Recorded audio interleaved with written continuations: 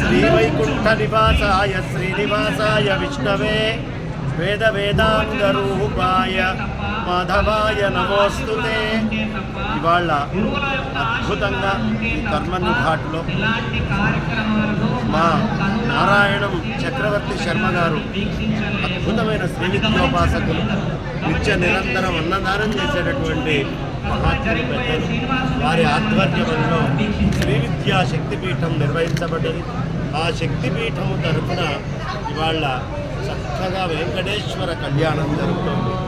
కన్నుల పండుగగా వైకుంఠమే కర్మన్ ఘాట్గా మారిందా అని అనుమానం కలిగేట్టుగా ఎక్కడ చూసినా ఉత్సవ శోభతో పుష్పగిరి జగద్గురువులు సాక్షాత్తు అభినవోద్దండ నృసింహ సరస్వతి స్వామివారు, నృసింహభారతి స్వామివారు వారు వేంచేయడం, మా అనంతలక్ష్మమ్మ గారు రావడం, ఇలా అనేక మంది ప్రముఖులు, ఒకళ్ళిద్దరేమిటి చాలామంది ప్రముఖులతో నిత్య కళ్యాణం పచ్చతోరణం అంటారు.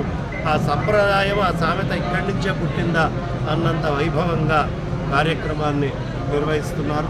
అవకాశం ఉన్నప్పుడల్లా అందరూ అలకాపురంలో శ్రీ విద్యా శక్తిపీఠానికి విచ్చేయండి.